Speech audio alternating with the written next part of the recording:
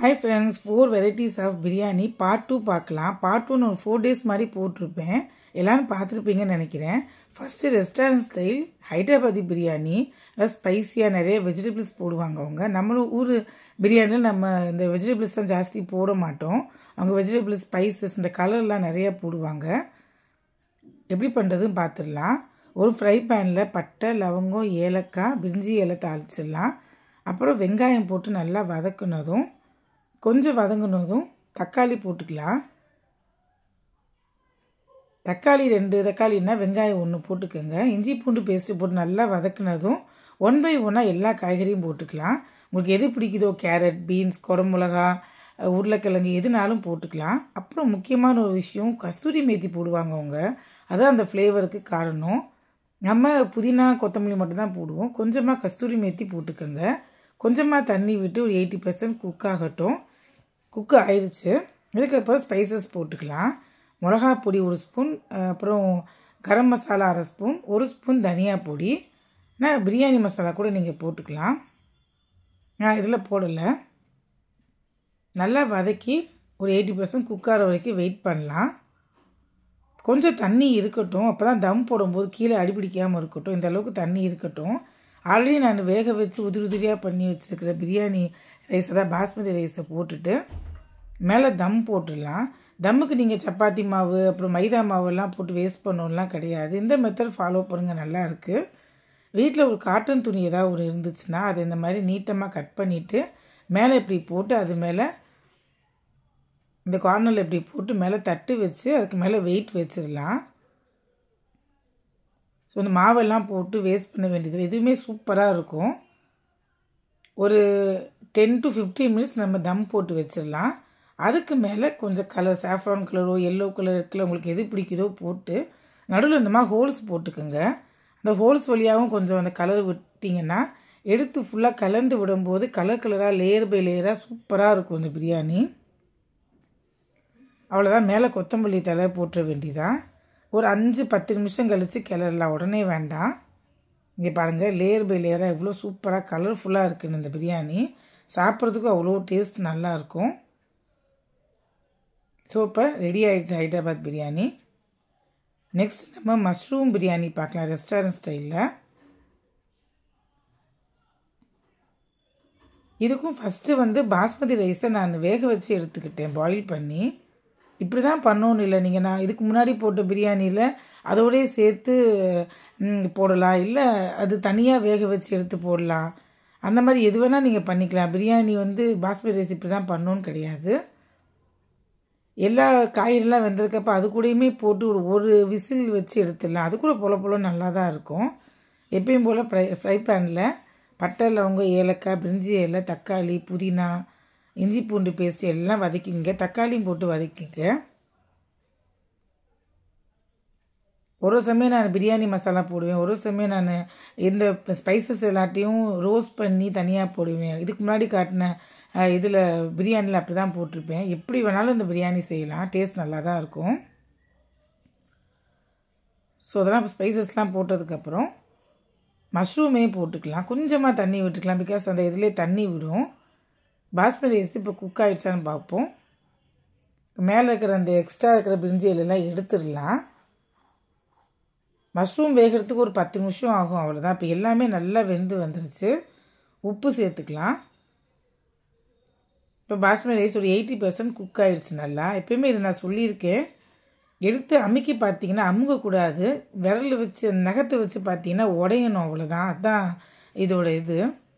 அம்மிக்கு பார்த்து ரொம்ப மசிஞ்சிருச்சுன்னா நல்லா இருக்காது. ஸோ இதுலேயும் கொஞ்சம் தண்ணி இருக்கணும், பிகாஸ் நம்ம இதுலேயும் தம் போட போகிறோம். இப்போ அந்த தண்ணியை ஃபுல்லாக வடிச்சிட்டு மேலே அந்த பாஸ்மதி ரைஸை போட்டுடலாம். போட்டு கொத்தமல்லியும் தூவி கொஞ்சமாக கலர் மேலே போட்டுக்கலாம். ஒரு 10 நிமிஷம் அப்படியே இருக்கட்டும், உடனே கிளறிடாதீங்க. 10 நிமிஷம் கழித்து கிளறி விட்டிங்கன்னா சூப்பரான restaurant style mushroom biryani ready ஆயிடுச்சு. டேஸ்ட்டுமே ரொம்ப நல்லாயிருக்கும், கலர்ஃபுல்லாக ரொம்ப நல்லா ரெடி ஆயிடுச்சு. ட்ரை பண்ணி பாருங்கள். அடுத்ததாக நம்ம பார்க்க போகிறது தொன்னே பிரியாணி. இது பெங்களூரில் ரொம்ப ஃபேமஸ், ரொம்பவே நல்லாயிருக்கும். எல்லாத்தையும் அரைச்சி போடணும். இது வெங்காயம், இஞ்சி, பூண்டு, பச்சை மிளகா, கொத்தமல்லி, புதினா எல்லாத்தையும் நல்லா அரைச்சிக்கலாம். பச்சையாகவே அரைச்சி ஒரு பாத்திரம் வச்சுக்கலாம். அதில் எண்ணெய் விட்டு பட்டை, லவங்கம், ஏலக்காயெல்லாம் தாளிச்சிட்டு வெங்காயம் போட்டு நல்லா வதக்கிக்கலாம். அப்போ 2 தக்காளியும் அரைச்சிக்கலாம். இது ஃபுல்லாக அரைச்சி போடணும். எந்த காய்கறியும் கிடையாது. எந்த ஒரு வெங்காயம் தக்காளியோட இது கூட தெரியாது. ஃபுல் அண்ட் ஃபுல் அந்த சாதம் மட்டும்தான் வெளியே தெரியும். அந்த மாதிரி இருக்கும். ரொம்ப டேஸ்ட்டாக இருக்கும். ஸோ இந்த அரைச்சி வச்சுக்க 2யுமே நம்ம இப்போ போட்டுட்டு ஒரு 5 நிமிஷம் வெந்ததுக்கப்புறம் 1 ஸ்பூன் தனியா பொடி, 1 ஸ்பூன் கரம் மசாலா பொடி போட்டுக்கலாம். உப்பு போட்டு நல்லா அந்த எண்ணெய் பிரிகிற அளவுக்கு வெந்தோடனே பாஸ்மதி ரைஸையும் போட்டுடலாம். அது ஏற்கனவே வேக வச்சது கிடையாது. இப்போ தான் நான் பாஸ்மதி ரைஸாக போடுறேன். போட்டு நல்லா கொதி வந்ததுக்கப்புறம் மேலே தம் போட்டு ஒரு 40 மினிட்ஸ் இருக்கட்டும். ஏன்னா ஆல்ரெடி நம்ம பாஸ்மதி ரைஸ் வேக வைக்கல இல்லையா. ஸோ 40 நிமிஷம் கழித்து சூப்பராக ரெடி ஆகிடுச்சு பாருங்கள். டேஸ்ட்டுமே ரொம்ப அட்டகாசமாக இருக்கும். Next tomato biryani. இது நான் என்னோடய வீடியோஸ் டெய்லி பார்க்குறவங்களுக்கு தெரியும். அடிக்கடி நான் டொமேட்டோ பிரியாணி பண்ணுவேன். ரெசிபி கேட்டிருந்தீங்க நிறைய பேர். வாங்க பார்த்துடலாம். தக்காளி, வெங்காயம் எல்லாம் நறுக்கி வச்சுக்கலாம். எப்பயுமே தக்காளி சாதத்துக்கு கொஞ்சம் சோம்பு போடுங்க. பட்டை, லவங்கம், ஏலக்காய், சோம்பு, பிரிஞ்சி இலை எல்லாமே போட்டுக்கோங்க. கொஞ்சமாக அந்த ஜாதி பத்திரி இருக்குது லைட்டாக ஒரே ஒரு இது மட்டும் போடுங்க போதும். டேஸ்ட் நல்லாயிருக்கும். ஸோ வெங்காயம் போட்டு வதக்கிக்கலாம். இஞ்சி பூண்டு பேஸ்ட்டு போட்டுக்கலாம். அதில் தக்காளி ஒரு 8 தக்காளியில் 4 தக்காளி பெங்களூரு தக்காளி, 4 நாட்டு தக்காளி எடுத்திருக்கேன். புளிப்பு இனிப்பு 2 சேர்ந்து சூப்பராக இருக்கும். அப்படி கிடைச்சா எடுத்துக்கோங்க. இல்லாட்டி உங்களுக்கு எந்த தக்காளி கிடைக்குதோ அதே எடுத்துக்கோங்க. கிடச்சிச்சுன்னா இந்த மாதிரி பாதி பாதியாக எடுத்துக்கோங்க. டேஸ்ட் சூப்பராக இருக்கும். கலரும் நல்லாயிருக்கும். நம்ம 8 தக்காளி குட்டி குட்டியாக கட் பண்ணிவிட்டு சேர்த்துக்கலாம். இதுக்கு தயிர் விடணும் கிடையாது. ஆல்ரெடி தக்காளியே புளிப்பாக தான் இருக்கும். கொஞ்சமாக பட்டாணி சேர்த்துக்குங்க. கலர்ஃபுல்லாக அந்த ரெட்டு ப்ளஸ் க்ரீனுன்னு இருக்கும்போது வீட்டில் இருந்தால் சேர்த்துக்குங்க. பார்க்கவே கலர்ஃபுல்லாக நல்லாயிருக்கும். ஸோ அதையும் நல்லா போட்டு வதக்கிட்டு புதினா, கொத்தமல்லிலாம் போட்டுடலாம். கடைசியாக வெங்காயத்தையும் தக்காளியும் போட்டு நல்லா வதக்கிடுங்க. என்னோடய ஒரு 8 பிரியாணி நான் போட்டிருக்கேன். 8 பிரியாணியே பார்த்தீங்கன்னா 1 by 1 போட்டு தான் எல்லாத்தையும் வதக்குவேன். ஃபஸ்ட்டு மசாலாலாம் போட்டு அப்புறம் வெங்காயம் போட்டு வதக்குவேன். வெங்காயம் வதக்குனதுக்கப்புறம் தான் தக்காளி போடுவேன். தக்காளி வதங்கினதுக்கப்புறம் தான் இந்த ஸ்பைசஸ்லாம் போடுவேன். அதுக்கப்புறம் கொஞ்சம் நேரம் அந்த அரிசியும் ஊற வச்ச அரிசியும் போட்டு நல்லா வதக்குவேன். இதுதான் டிப்ஸு இந்த இதுக்கு பிரியாணிக்கு. இப்போ மிளகா பொடி, கரம் மசாலா பொடி, தனியா பொடி எல்லாமே 1 ஸ்பூன் போட்டு நல்லா வதக்குறேன் பாருங்கள். இந்த மசாலாவோட வாசனை போகிற அளவுக்கும் நல்லா வதக்கணும். அடுத்தடுத்து போட்டுறாதீங்க, நல்லா இருக்காது டேஸ்ட்டு. ஸோ இப்போ நல்லா ஜூஸியாக வதங்கிடுச்சு பாருங்கள். இந்த மசாலாவோட பச்சை வாசனையும் போயிடுச்சு.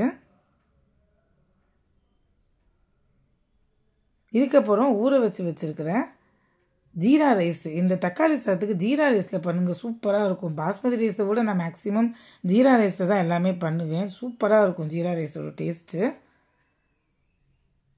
இதையும் போட்டு நல்லா வதக்குறேன் பாருங்கள். அந்த அரிசியையும் போட்டு அதுக்கப்புறம் தான் தண்ணி ஊற்றணும். 1க்கு 1.5 கணக்கில் வச்சுக்கோங்க. அதே மாதிரி பாஸ்மதி ரைஸுக்கும் அதே தான், இதுக்கும் அதே தான், ஜீரா ரைஸுக்கும் அதே கணக்கு தான். 2 விசில் வைங்க போதும்.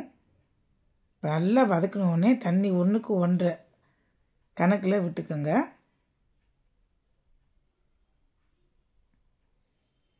இது நான் 2 கப்பு எடுத்ததுனால ஒரு 2.5 கப்பு வரைக்கும் தண்ணி விட்டுருக்கேன். கடைசியாக நெய் ஊற்றி நல்லா ஒரு கலந்து மூடிடலாம். 2 விசில் போதும். போலன்னு சூப்பராக இந்த தக்காளி சாதனே சொல்லக்கூடாது, பிரியாணி தான் சொல்லணும். அந்த அளவுக்கு டேஸ்ட்டு சூப்பராக இருக்கும். ஸோ என்ன ஃப்ரெண்ட்ஸ், நான் போட்டிருக்க 8 பிரியாணியும் ட்ரை பண்ணி பார்த்துட்டு ஃபீட்பேக் சொல்லிடலாமா? எதாக இருந்தாலும் சொல்லுங்கள் ஃபீட்பேக்கு, நான் மாற்றிக்கிறேன் இதை. ஸோ எல்லாம் ரெடி ஆச்சு. நெக்ஸ்ட்டு வீடியோவில் புலாவ் போடுறேன். கர்நாடகா ஸ்டைல் புலாவ், அப்புறம் ரெஸ்டாரண்ட் ஸ்டைல் புலாவ் எல்லாம் ஒரு 3-4 வெரைட்டிஸ் போட போகிறேன். சப்ஸ்கிரைப் பண்ணிக்கோங்க ப்ளீஸ் என்னோடய சேனலை. ஸோ நிறைய இந்த மாதிரி கலந்த சாதம் நிறைய போட போகிறேன். சப்ஸ்கிரைப் பண்ணிக்கோங்க, லைக் பண்ணுங்கள். தேங்க்ஸ் ஃபார் வாட்சிங்.